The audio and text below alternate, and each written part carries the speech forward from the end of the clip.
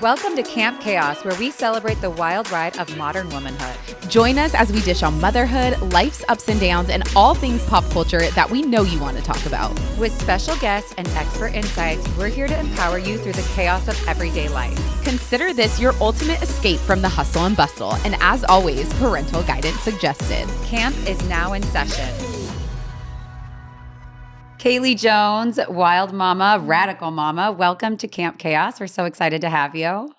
Thank you so much. You guys, I'm so excited to be here. Yeah. I sent you a DM and you replied and we were like, let's just do it. You know, it's actually funny. That's how Taylor and I met, like slid into the DM. So the best relationships start through Instagram DMs. Really? Yes. That's awesome. So it really is so the good side of social media. Right. Well, we're so excited to hear from you of what it means to you to be a radical mama. I think like when you DM'd us, we were like, whoa, what does that mean? And so walk us through radical mom and what that movement of this union means for you and how you got into this.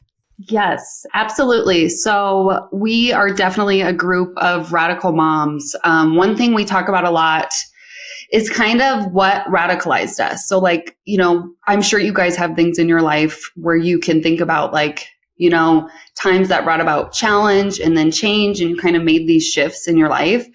So I just like to go back and kind of think about those moments, you know, and just talk about it with other women because I think it's so important for everyone to know that we're all kind of walking this path together, especially one of sometimes going against the culture. Like the culture tells us, you know, to do all of these things. Like as women and mothers, it's hard to kind of tune out all of these voices. And a lot of times those voices are corporations and systems that are working against women, you know?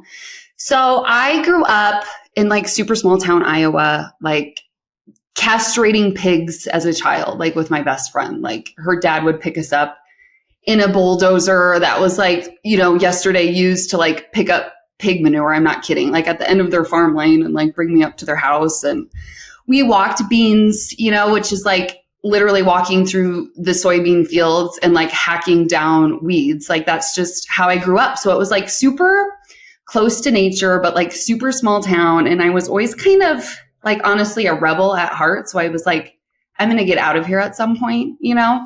So I think my ticket for that was really like following the culture. Like this was like Britney Spears time. And like you guys grew up in California. Like I would have just been like all over whatever you guys were doing, you know, at this point in my life. So I majored in fashion because I was like gonna, you know, heal the world with my fashion degree.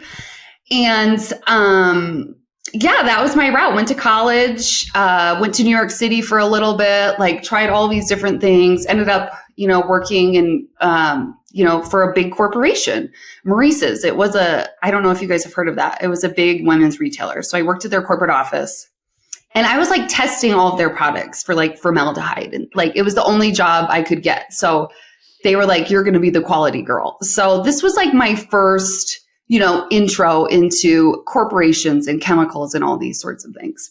Of course, I was just like a young party girl, like just wanting to get drunk. I had no clue like how this would help me in the future, like as a mother, you know? So I did all sorts of different things. And I could talk about all of that forever, but I worked in fashion, women's apparel, baby accessories. I'd go to China, watch these factories make all these things, and then test all of these baby products for lead. So you were actually testing chemicals? Like it's kind of interesting. It seems more of like a chemist than like a fashion degree. Right. Well, no one wanted this job because it was so boring. So I would literally like, it was just my first job in, but then I realized it was kind of, you know, no one else wanted to do it. So I could really gain all these skills and like perfect it. So then I started to love it. But yeah, it was working with test labs. Like they take, you know, certain baby products, they scrape off the paint, you know, in like a belt buckle or a little piece of kids' jewelry or whatever. And then they test it for all these chemicals, you know, like cadmium, BPA in plastics, lead, et cetera, et cetera. So I was kind of all in that world. And then it shifted to like organic food. And then my life changed. Like I had my first child. Now I'm working in organic food, testing in that aspect, and really just seeing like the corruption, I guess, you know, And that's kind of like, there's a good side and a bad side to capitalism, right? Like, I understand that there's companies that want to profit, and I get it. And a lot of times they make really great products, but they're also marketing and selling these products to you to make money, So that's kind of where I guess the shift in my mind to becoming a radical mom started. And I was having babies. So I'm working with like these holistic hippies in Boulder who had home births, loving it. And then I'm still going back to the hospital. And after I had my second baby in the hospital and they were like, oh, she's jaundiced, like strap her to this black light. I'll never forget, they wanted me to put my brand new baby on this black light and then like put these goggles on her head. And I was just like, no. And they just kept coming in, like making sure I'm doing this. And I was just like, you know what? I'm done. I'm absolutely done. I'm never coming back to the hospital. And I'm kind of done with all of these systems. Like, you're all just trying to make money. And then I had my third at home, you guys. I completely shifted things. At that point, career-wise, I sold half the business that I was in, which was a cannabis packaging business. We could talk about that on another episode. And I was like, I want to be home with my kids. I'd kind of made that decision. Like, I just felt like culture kept pulling me away. Like, I needed to, be this boss bitch, like making all of this money. So I was kind of feeling that anyway. And then I got pregnant with my third, decided I was going to have a home birth. And the prenatal care was so different. They spent time with me. There was informed consent.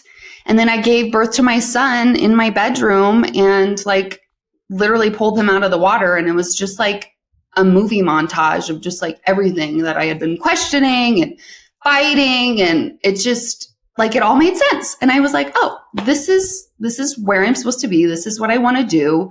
I want to be with my children. I want to put their biological needs over whatever culture is telling me to do. And I'm going to help women give birth at home. So that's what I do now. And I'm going to advocate for these things and for breastfeeding. And I found Andrea, who is another rad mom, through Instagram, just like you guys met. And she was talking about the daycare dilemma. Okay, so the cultural daycare dilemma. And I was just like, who is this girl? This is exactly what I've been thinking. She's finally saying it. And the rest is history. I joined Radical Moms Union and we kind of all joined together to fight these corporations that are trying to tear apart mother and babies. And primarily that's formula marketing, predatory formula marketing, the boutique formula companies like Bobby.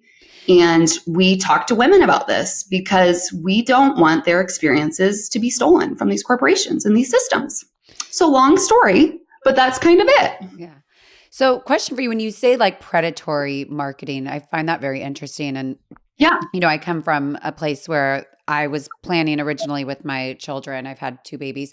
I was planning, I told my husband 2 years and you're going to have to rip that baby off of me. And he's like, no, that's crazy, of breastfeeding. And then, you get what God gives you. And I couldn't produce milk. So I am a formula mom and I had donor milk from a girlfriend. I took donor milk from another place. But at the end of the day, you can only get so much donor milk and I had to use formula. I did my research. But when you say predatory, because I feel like, and I'm sure you'll get a lot of backlash on this, but some women don't have the option. So like, walk me through what you mean by, because I think predatory is such a crazy word. Yeah. It can be scary. Like, walk us through what you mean by that. So definitely. And just to let you know, as part of Radical Moms Union, it's not like breastfeeding mothers versus formula feeding mothers. Like, that is not the intention at all. It is women versus corporations. So, which is why I talk about predatory formula marketing. And there's kind of, 3 prongs to predatory formula marketing. And the first one is that, obviously breastfeeding affects World Health. So, the World Health Organization even states that if everyone breastfed, of course, it could save 1 million lives, So that's kind of the first prong to that. And the second one is that, there's formula shortages. Like there's these companies that tell women to quit breastfeeding, and we can kind of talk about that, and go down the routes, as far as how they do that. But they convince women to stop breastfeeding, and then there's actually shortages. So there was a huge shortage with Bobby this past year. And women who had quit breastfeeding then can't feed their babies, And the third thing is most women want to breastfeed. And I'm sure you can relate to this. Like there's an 83% start rate with breastfeeding in the hospital. So women, initiate breastfeeding because they want to. They want this breastfeeding journey. And then if you look at the numbers, by the time babies are 6 months old, that number drops to like 25%. So we have all these women who want to breastfeed. And then we have these other companies that are coming in and, maybe telling them certain stories because that's what they do through their marketing. And then they aren't able to have the breastfeeding journey that they really want. And so that's really where we come in, because they do use certain marketing tropes that go back to the 50s when formula came about, to sway women to stop breastfeeding. Like one of them's breastfeeding is bad for your mental health. There's actually no science behind that at all. But when you scroll Instagram and you see all these influencers who are now using this product and talking about it because that's how the formula company is marketing, you think, oh, like this is going to help me. But they're not doing any of this to help women. They're doing it to make money. So that's kind of a little bit about why they're predatory. And this goes back years to Similac and, Nestle, like the big formula scandal in the 70s when all these nurses went in to third world countries and started giving away this formula for free. And then they didn't have access to clean water. All these babies died. And it was like a huge deal. So then the World Health Organization came in and was like, okay, we need to put some regulations on how these formula companies market, Well, and I think so even it's actually against the food code to market this way. It's unethical. Yeah. I mean, I feel like even with all of these systems and all these businesses that are set up, there's like the good and the bad. Like you even look at birth control, and some can argue that no one should ever be on birth control and how harmful birth control is. Right. But, it's like at the end of the day, all of these are businesses, and there's always a for-profit, and somebody's always, reaping that profit and the benefit. I do find that it's so interesting though, because it's like you could sit with two different women or a group of different women and they'd have all different experiences where I'm saying, my baby needed formula. And then I can understand where somebody's feeling in a dark place. Breastfeeding is such a personal journey and it's such a personal choice, but it is so taxing on a woman. I mean, some women, everybody has a different experience. I know you've had I was two going on your third. Yeah, I'm curious like how Radical Moms Union approaches women who are like, for me, I am a breastfeeding mom and I try, like with my son, I went to 10 and a half months. With my daughter, I went to 7 months. She had like hip issues. But then I pumped until she was like a year. But I do think there is like, which I'm sure you guys experience, some sort of backlash of moms saying like there is a mental component to breastfeeding. Like there's just no way around that. It is your body. It is your time. It is your energy. You change the way you eat. Like for me, even when I think about this third baby that's coming in, I'm like, okay, I'm going to breastfeed, but how am I going to do that? I'm going to do half pumping. I'm going to do half breastfeeding because I have 2 other kids. I don't have the luxury of sitting in the nursery and breastfeeding for 45 minutes because I have 2 small toddlers. What do you guys say to moms who are like, or what is the answer to moms who are trying to say like, I want just a little relief from breastfeeding? Like there has to be some good options for formula. Like even if you want to supplement, with my son, I only was able to make like 6 ounces for every bottle and he needed like 8 ounces, every feeding. What do you do to supplement that without like taking an emotional, mental toll on yourself as a mom in postpartum? Yeah. I think there's so many different layers to that too. And I'll kind of break some of those down. But for me personally, as a woman that is also a doula and works outside of the medical system, I think so many of these narratives that run in our heads as women and like this, I failed, I'm not doing enough, like this is hard. A lot of that comes from birth trauma and from things that these professionals that we continue to seek out tell us, like pediatricians. One example of that for me is like, and I don't know if you guys experienced this, but after I had my second, she lost a lot of weight because I had been loaded up with Pitocin and, an epidural and all these things. And then they're constantly in the hospital making me weigh this baby and be like, you're not giving her enough milk. It's not like that in the home birth world at all. So I think once we start off on this journey of like, I'm not doing enough, this isn't right. And then someone's telling you like, oh, I know it is hard, just supplement. So then once you start combo feeding, then you actually lose supply and it makes it harder to keep breastfeeding, but pediatricians aren't telling you that. So I think it's really like reaching out and finding support from these wise women that have lived experiences that you want to live, I think that's really important. So that's kind of what we talk about a lot. Like Bobby, this company that Radical Moms talks about a lot, they, now have lactation consultants on their boards or whatever, and they're using these lactation consultants. They partner with them. Okay. And they're like using these lactation consultants, which, they're there to help women breastfeed. Well, now this formula company is now attaching on to this professional that's supposed to defend breastfeeding at all costs.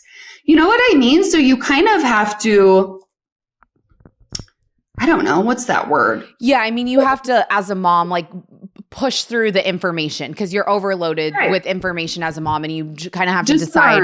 That's what I meant. You decide have to for discern yourself what is best. But I'm just curious, like, what do you guys say to people like a Kendra who cannot breastfeed? Like, what is your answer for formula? Is there a formula that you guys stand behind, or a formula that like you would promote to other people, like if they cannot breastfeed? So we actually have a ton of women that have formula fed that are members of Radical Moms Union. And they have super important messages, like even talking to you, Kendra, about your formula feeding, like it's hard. It's really hard. Yeah. And it's funny. I feel like and it's not easier. No. And I do feel like it's something that I'm kind of passionate about because it's like, I feel like it's such a privileged state to sit and say, oh, you should breastfeed. Like I am speaking for all the moms that couldn't produce milk. It's like a giant like F you. Like I tried everything. I tried for both kids. I've seen every lactation consultant. I have eaten all the things. Like I have done the postpartum healing. I have done my birth trauma. Like I have done all of the things. So I am sitting here of like, that's great. It is a privileged state to produce milk. A very hard place of being in where you're breastfeeding and it is taxing and like, everybody's experience is different, but I do think that you're privileged by being able to feed your baby through breast milk. It's not for everyone because I simply could not produce. I never had milk. I never had a letdown. The most I would ever get is like 1 to 2 ounces. 2 ounces was like an hour of trying. Like, yeah. And that at the end of the day, that was my experience, but it's like, I had to use formula. Like, yeah, so it's hard, I think, because I do think that women, and this is why at the end of the day, everybody's on the internet for a reason, whether it's spreading your message, whether that's healing yourself, mostly it's for profit. But I do find that so many people on the internet they come at you and it's like, I get it because like if I saw a reel of somebody saying, you need to do this, and it's like, I tried, I couldn't, I can't. So I do find that it's hard, especially when feeding your babies. It's such an emotional journey for a woman. I mean, that's literally how you and I connected. Taylor and I, she posted 100%. Something of like, no one knows how hard it is to get this 1 ounce of breast milk. And that's literally how we met. Right. So, and it is hard. Yeah. And like I said, like one of my good friends, Lizzie, like she suffered from, I don't remember what it's called, but she didn't produce enough milk. Like there are a certain percentage of women that can't. And, her message is, how dare these formula companies like Bobby come in and still steal this experience from the women that could breastfeed when this is so difficult. Sure. So when Bobby launched, first of all, they're $100 million company, all funded by men in Silicon Valley, like people who don't breastfeed. And like their big ad was when they launched was, how is breastfeeding going with breast crossed out? So what are you doing at that point? You're immediately pitting breastfeeding mothers versus formula feeding mothers. Like that's not the goal of Radical Moms Union, or for even breastfeeding advocates who speak out. Like it's never a breastfeeding moms versus formula feeding moms. It's about women having the journeys that they truly want to have, if they can, instead of these corporations coming in and separating mother and baby, and there's so many other things involved in that. Yeah. But another thing that Bobby did, and I don't know if you guys like Ricki Lake, she's kind of like a really influential person in the home birth world because she created the business of being born. Did you guys know that? Have you seen it? Yes, I have. It's wild. And so she's a very influential person, and Bobby actually partnered with her. And Ricki Lake was doing screenings of the business of being born and partnering with Bobby. And for us, it's just like, why are you going into those spaces? Yeah, everyone knows where to buy formula. Unfortunately, I think everybody can be sold off. Everyone's in it for themselves. I hate saying that, but it's just no. But at the end of the day, I feel like it's very hard and far and few between the people that are just trying to spread the message of like, healing and all of this stuff that women and moms should care about. Most of these things are clickbait. Most of these things are for profit. Everyone can be bought. Everyone has a number. I truly believe that. But as a lot of people don't know that, you that. guys. You're smart, Yeah. So let's go into sleep training. Yeah, let's go into sleep training. I'd love to hear your take on sleep training because I think we'll have different views than you. So I would just love to hear like, well, and I maybe think, not you guys. Like I wasn't always this radical. I have 3 kids. No, well, and I think at the end of the day, we both have stories of, not wanting to. I mean, we've between us and our 4 children, soon to be 5, there's been different experiences with each of them. But I do find that sleep is such a hot topic because it's something that like when you're not sleeping, the whole family's not functioning well, and it's like it's such an easy way for people to connect with other moms, connect with companies, connect with methods because you're in such a desperation. Mm-hmm. And they profit off of that. They know that we're vulnerable at this state. And so then these companies come in and try to save us by buy this $800 bassinet. Like, really? No. That's what I think. Okay, so tell us of like you starting your journey with sleep training with your kids or sleeping, maybe not training, sleeping. Yeah, and I'll just be completely honest too with this story, which is crazy that there's so many controversial topics when you're talking about a baby sleeping, right? First of all, that's crazy. Anyway, I had my first baby in the hospital. So they were like scaring me with their embroidered, onesies, back is best. And I came home with my baby being like scared to lay my baby on its stomach, even though, like our ancestors, my grandmother was always like, I put all my kids in a dresser drawer on their stomachs. They were fine, So like, how did we fall this far? But anyway, so same state as most women that come home from the hospital. And then my mom came to my house and she was just like, what the hell are you doing? Just put her on her stomach. She slept for 6 hours, my little girl, So right then, and obviously there's other things that are involved with this, but right then was like a moment for me where I was like, oh, like, I don't think they're right about this. So that's kind of what I did with my first 2 babies. I just put them on their stomachs, and my baby slept, and I nursed on demand, at night. But I did put them in their cribs. I will say like co-sleeping was just never really my thing with my first 2. I just couldn't get comfortable. So I just always had them in their crib and I nursed them in their room, put them back to bed on their tummies. Like that's how I raised my 2 babies. With my third, Taylor, I was a little more tired. Yeah. So I just feel like I had a home birth. So I think things switched for me. Like I just wasn't as worried about certain things, but he was in our bed way more. And then as he got older, I transitioned him to his crib. And so I don't know what you guys want to talk about as far as sleep training. I think as the seasons change, so do your skin's needs. Shift in the weather can leave your skin feeling irritated, tight, and dry, especially if you have sensitive skin or conditions like eczema. But what if your skincare routine could help calm your skin and reverse the signs of cellular aging at the same time? Enter OneSkin.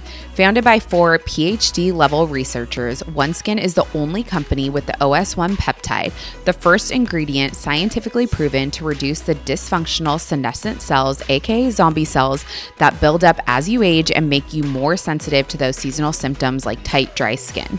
Their products are free from more than 1,500 common irritants and backed by countless lab and clinical studies. Just a few of the reasons they've earned the National Eczema Association seal of acceptance. So whether you have seasonal sensitivity or year-round irritation, OneSkin soothes and calms your skin while helping it become younger and healthier at the cellular level. For a limited time, get an exclusive 15% off your first OneSkin purchase with code CAMPCHAOS when you check out at oneskin.co. And you guys, we have talked about OneSkin so much. We are obsessed with their entire line. A couple of our favorite products.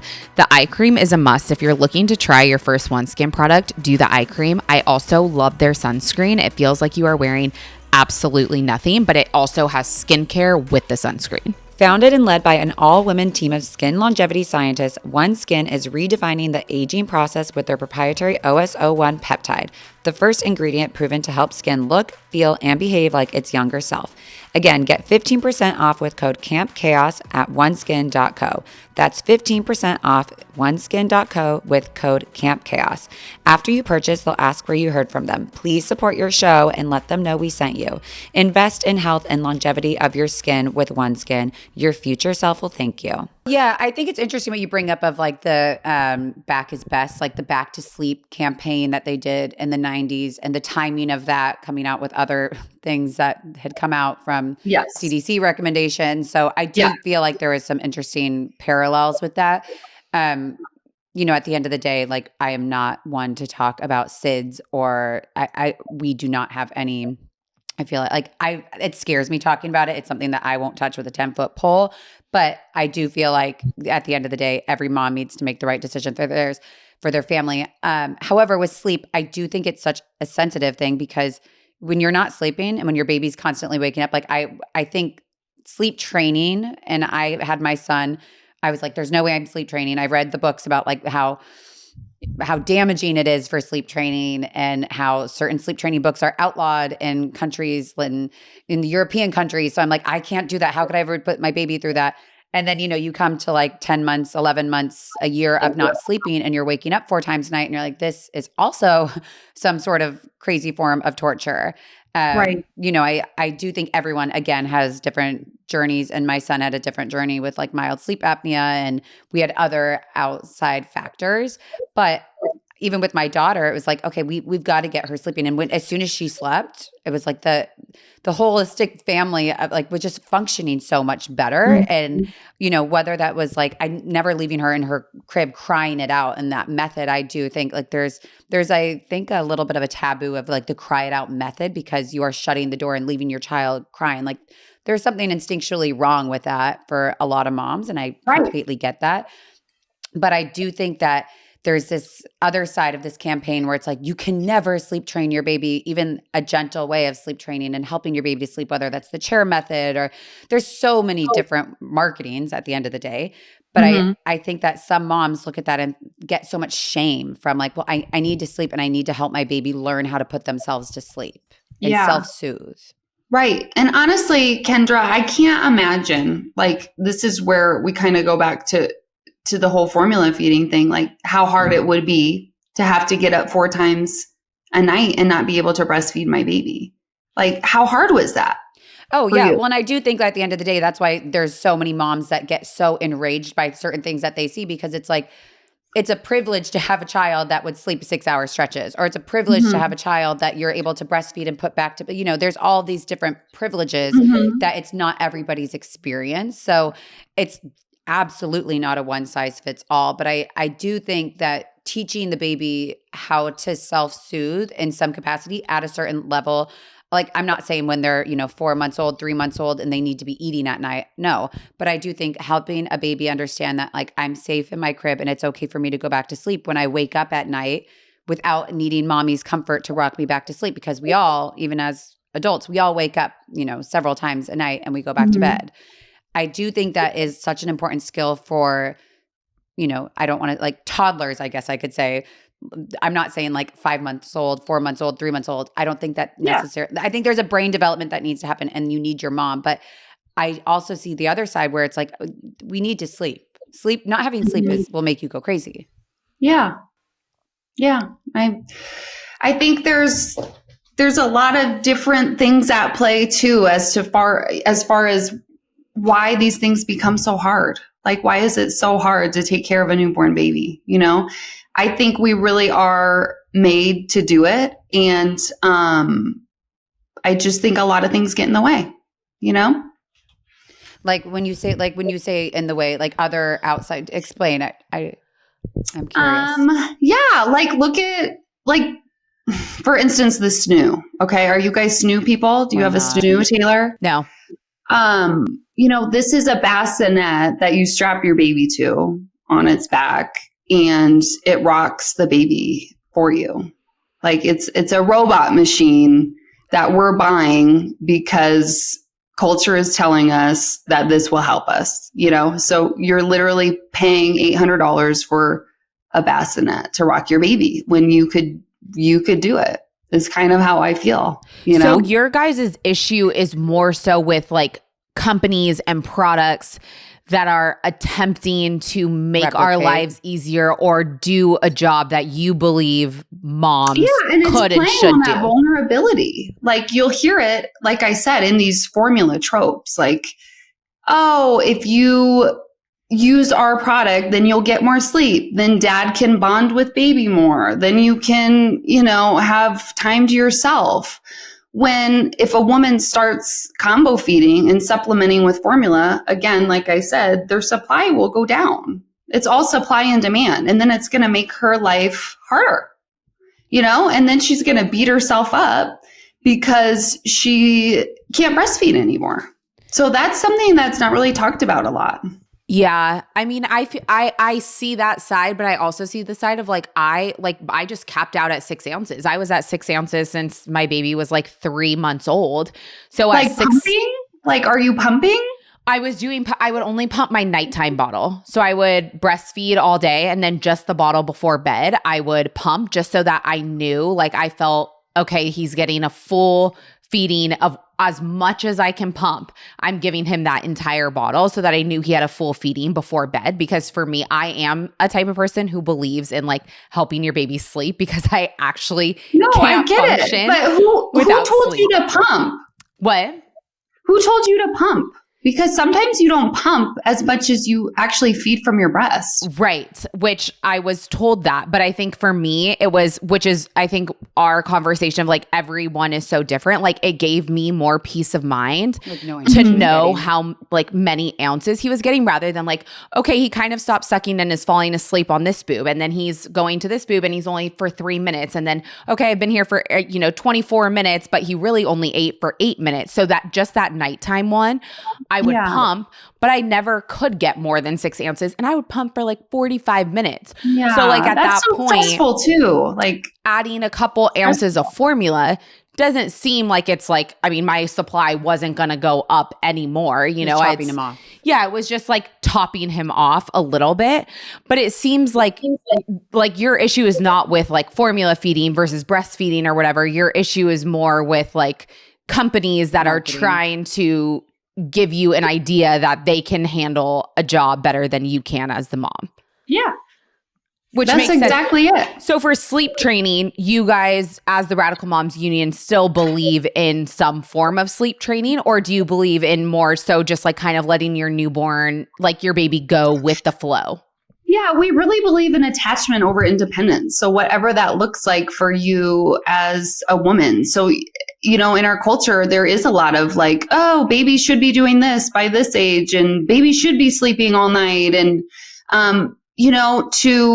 to really force a baby to be independent seems crazy to us. So yeah, we do like believe no schedules during the day. I mean, it's different for everyone. There are moms that co-sleep with their babies until they're 4, right. And that just wasn't me. Like I slept with my babies as much as it was comfortable for me, but I did nurse on demand, But we do believe in keeping the mother baby together. So whatever we can do to talk about that and to kind of talk about these companies that separate that. So whether that's cribs, whether that's formula, whether it's, buying moms on call apps and things like that. Yeah.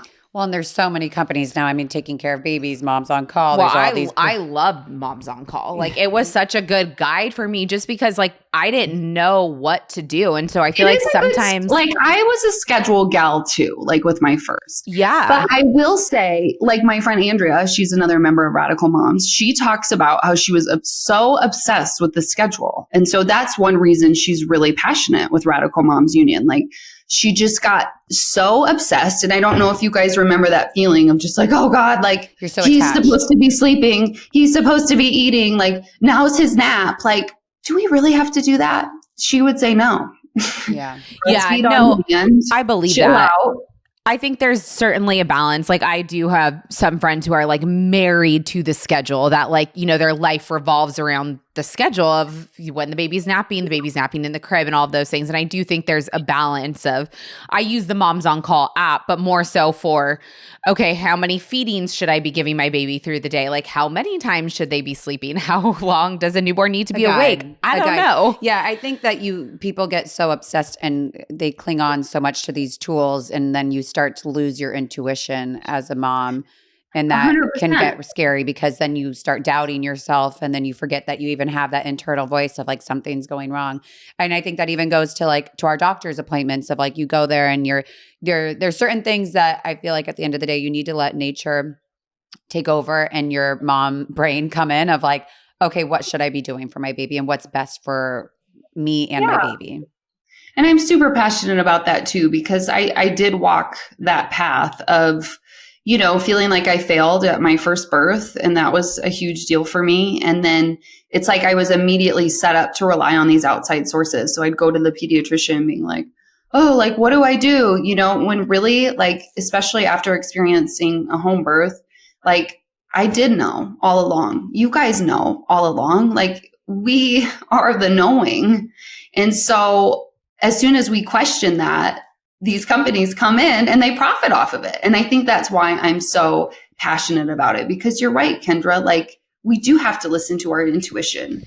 It is so amazing. Like that's what makes us so special. Yeah. And so to have lived the differences, I think is why I'm so passionate about it too. Okay, so I feel like just talking on the home birth, because originally, both of my babies are IVF, which like that's a whole other conversation. But I feel like you can get into this where it's like, well, that wasn't natural, and this and that, and you needed assistance, and like so.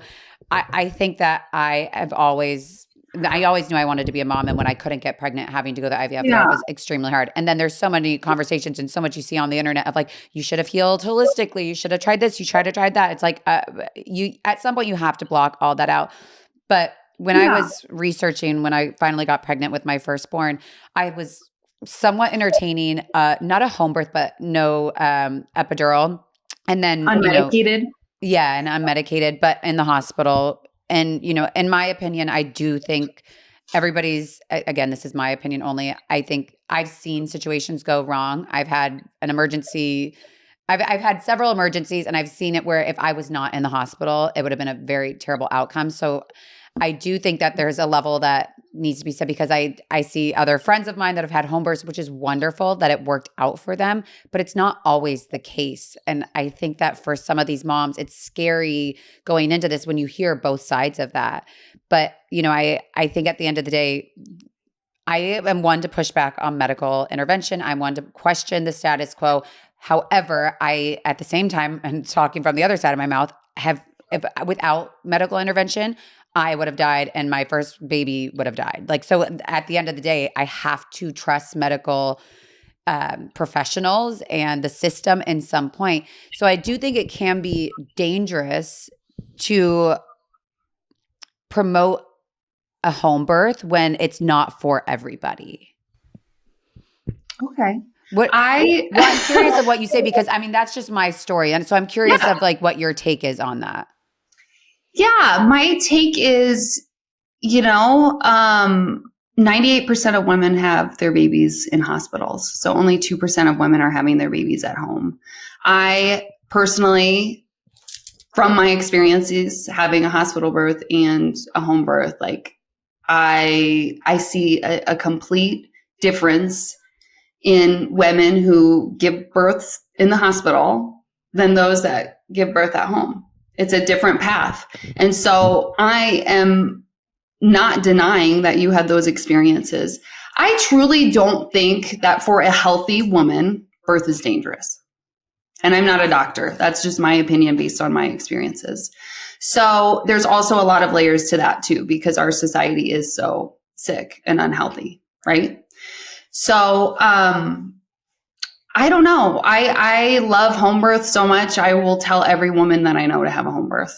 Yeah. 100%. And I mean, so Like- I'll share with you. My first was vasa previa. So if I didn't have a C-section, if he came through the birth canal, he would have bled out within like less than 60 seconds. So he would not have made it. So like if I tried to do a home birth, because we were IVF, we found it in a fetal monitoring at his 24-week appointment, looking at his heart, and they happened to find it. So, if I guess this is a very rare, I mean, it's literally 0.4% of pregnancies have it. So it's very rare. I will say that, but it does happen.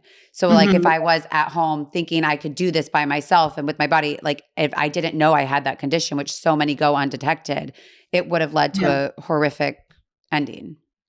And there is prenatal care in home birth world. So something like that, like you said, they caught yours at 24 weeks or whatever.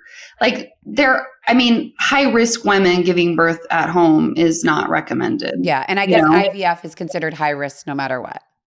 Is it? Yeah. No matter what? Yeah.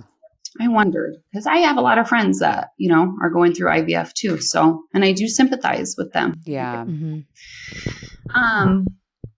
So yeah, I don't know. That's how I feel about home birth. Well, like and I'm sure, I'll tell every woman to have we're having a home very birth candid conversation with it, and I'm sure that you constantly are getting pushed back. So I don't want you to think that we're pushing back. It's just so interesting. No. I'm so used to it. I'm sure you are. Yeah, I'm sure your DMs and your comments are even worse than ours, and we barely even scratch the surface on this stuff. Well, and that's what's so crazy about the motherhood space is like you can be so influenced. Like we can be influenced by our experiences. We can also be influenced by you and what you have to say. So I think just like us in this space with the podcast, we're just trying to get as much information out there, but also challenge like beliefs and talk about like our experiences and why they may differ from what you believe in and which is totally okay. Cause we have listeners who probably firmly believe that what you're saying is absolutely right. Well, and it's so crazy how like you can look at her phone and her algorithm and get one take, and then you could look at mine and get a completely different take. Yeah. It's like the stuff that we're being fed as moms, just humans, through social media is so wild, and how polarizing it is. Right. And that's why discernment really is so important too. Yeah. So, and especially just being moms, like you are so vulnerable because you want to do, like at the end of the day, I think as moms, we're all trying to do just the best we possibly can for our kids, trying to make the best decisions, doing extra research, but you're being fed so much information, so many polarizing, opposing views that it's like, what do I do? Where do I go? Who do I believe? In postpartum, you know? And that's why seeing these influencers, just these, Bobby, just cling on to them, people, but really cling on to these influencers to make these videos, where they, they're like, I was really depressed after I gave birth and I went through this really hard time and I needed to ask for help. That's kind of like their new marketing campaign. So it's like, it's not like they're saying like, buy Bobby formula, but they're really hitting, those emotional parts and those stories.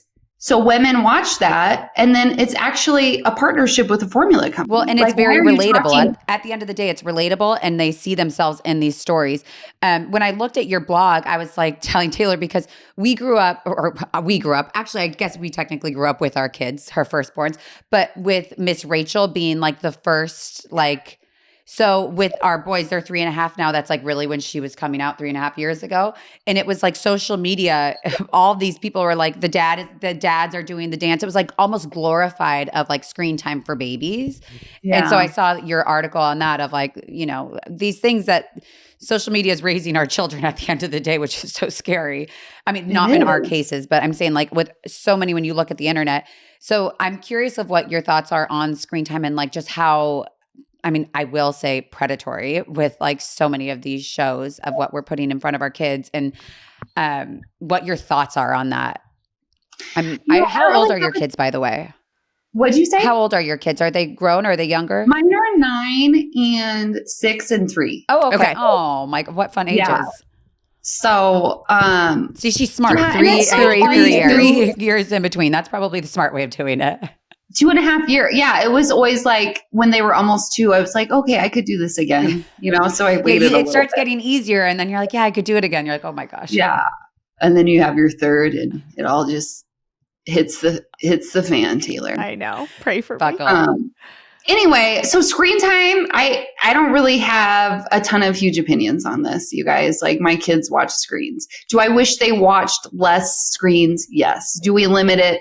Yes. Am I like super crunchy, like absolutely no screens? Absolutely not. Yeah. I wish I was, you guys. I live in Colorado. I make my own yogurt and kombucha, but I appreciate you saying that. Yeah. And there's always a level, I feel like, of this crunchiness. Like I hate the crunchy community where it's like they come at you if you do something. It's like, this is my level and this is my way. It doesn't have to be a one size fits all. My kids can watch screens if it's going to make us survive a flight or get us through this dinner. And I can also do these things. And that's the way I would choose to do it. Yeah. 100%. Yeah. Of course I know it's not great for them, but like you have to, you make choices. Yeah. So I don't really have any, revolutionary thoughts about screen time. I'm not going to beat you up about that. Well, that makes me feel better. No, I'm kidding. Well, let's just wrap up with one final that's probably like the most controversial thing, but just like disease prevention measures at the pediatrician appointments. Your kids have to see a pediatrician, right? Or like, do they see like a more holistic pediatrician? Like just how do you approach wellness checks and all of that with your kids? Yeah, so that's changed again throughout the years. Like my oldest is 9, so things were different then. I was walking the mainstream path and everyone was like, go to this guy. So I went to this guy and I was like, I hate this. Like, no. And I kept kind of putting up fights. Like every time I'd go in there, like I was naive, and I was like, no, like I'm not going to do this until you read this book. Like I remember telling him that. Like, oh, you told the doctor I want you to read the book? I told the pediatrician to read the book. I'm sure he loved that. What book was it? It was it the Miller's Critical Review of Studies? Do you guys know that one? I think I've seen that on TikTok. I have not read it. So it was that book. And he was like, these people are quacks. And then they started treating me horribly. Like one time, first of all, you guys, I've been a mom for 9 years. I've never brought my kids to the doctor for a virus. Like never. Even when I was still going to this guy for well checks. Anyway, one time I came in though, because they had I thought it was scabies. Do you guys know what scabies is? They're like mites, right? Like, yes. Yeah. And I have a traumatic story about that from when I was in college. So I was worried that my daughters had scabies. And so I brought them in. I never bring them in. And the pediatrician walked in the door and it was the woman in the practice. And the first thing she said to me is, why aren't they up to date?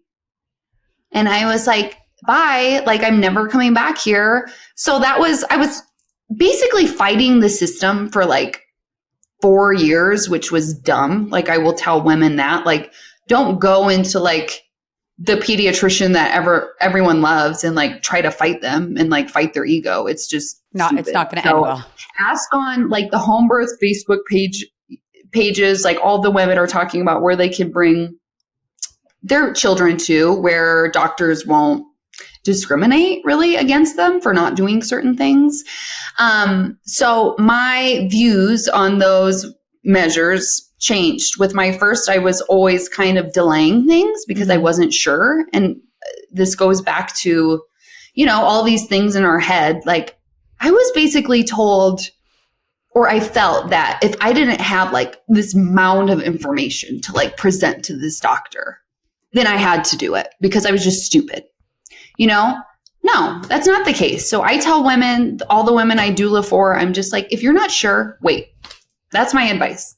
That's what I tell you. That's what I would tell any woman that I knew. If you're not sure, just wait. Yeah.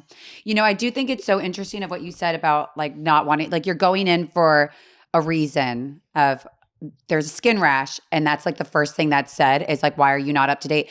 Because I've seen in our community, girls that are not, or women that are not up to date with their kids, and they're scared to go to the doctor for something that they need to get checked out. Yes, of that's sad. And that makes me so sad for them. Like to not have that relationship with your doctor, or to have fear of like, oh my gosh. And so things can go undiagnosed, undetected. You're avoiding the doctor like that. The year is 2025. How are we avoiding our doctors? Because of that fear. Because you guys, pharma has taken over. That's why. It's all about money. It's all about money. So, yeah. What do you guys want to know about more about preventative measures? Is that what you guys call them? I love it.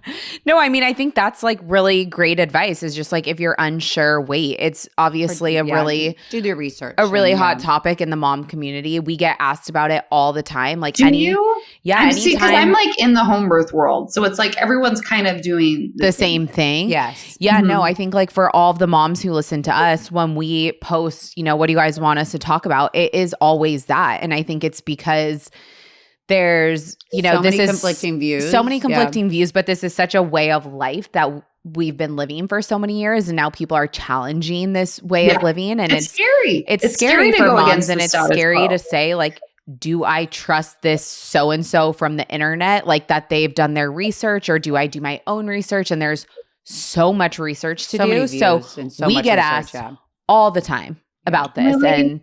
And I think that's great advice. You know, like if you don't know, wait. I think there's, you know, people there's so many books to read. Like that's what I did. Like, and I'm not one that's going to sit and rattle off research and information. Like I don't memorize things. I read the books. I talk to women who I look up to, the wise women in my community, in my life. And I seek those people out. And that's what I use to make a decision, you know, and like with the whole pediatrician thing, I just kind of got to the point where like every time I left, I was crying. Like, why am I doing this? You know, it's terrible. Yeah. Why do I keep doing this? I'm going to them asking for their advice, and then they would beat me up. Wow. Like, this is stupid. It's like an abusive relationship. So finally I just stopped and I said, I hope you now have a good relationship with a doctor. Yeah. Like, honestly, we'll go to urgent care if we need to, or there's someone down the road, like a really cool practice that's not judgmental. And there are places like that out there. You just have to find them. And so that's why I always tell everyone, find a home birth group, a Facebook group, and just ask these moms if you're looking for something super holistic. There's no one that's done more research, I'm sure, than a group like that. Yeah, the and they have community of moms. They'll be like, use this witch from the woods, you know? Yeah. And they're like, okay, where does she live? I've had witches from Oregon bless my house and clear the negative entities for certain things in my house. So yes, there's always a community of witches and someone out there. I've had holy water they're spread. Awesome, we've done it all. Oh my gosh. Well, just let everybody know where they can learn more about Radical Moms Union and like what you guys are doing on a day-to-day basis. Yeah, and where they can find you. We have a really cool campaign called Back Off Bobby. I don't know if you guys looked into that or looked up the hashtag at all. But if anyone is listening, is interested, like look it up. We did like a huge nurse in this last year and the year before on National Breastfeeding Week, the start of that. And everyone just kind of chimed in with pictures of them nursing. And we kind of we kind of just brought to light that all the investors were men. So that was like really fun. And then we had like pictures of them, like, you know, just like Silicon Valley, $140 million. So we kind of, you know, decide like a topic that we're going to talk about. And then we all do this big nursing and we hashtag Back Off Bobby. And then Bobby gets pissed. We actually, I have to tell you guys this real quick. We had a call with the CEO of Bobby, Laura, because she was, you know, getting upset with all these things we were talking about. So we actually did a Zoom with her, and it was it was interesting. It was really interesting. Was she open to hearing your views? She seemed like it at first, but again, like I have a business mind too. A lot of us do. Like there's always a motive for doing this, right? So it's like she wanted to get her point across that she cared about our stories. And there was like, we had moms on there, one who had lost a baby and talked about pumping and how that was like the only thing that kept her going. My friend Lizzie, who physically couldn't produce breast milk and how much it hurt her to see that, you know, other women would have these experiences stolen. Then we had, you know, Black women on there who literally were the first woman trying to breastfeed in 3 generations of their family. Like, and, you know, to hear a woman like that be like, I wanted this more than anything. And then I saw your company come in and try to steal this from me. Like they hit hard with their stories. Wow.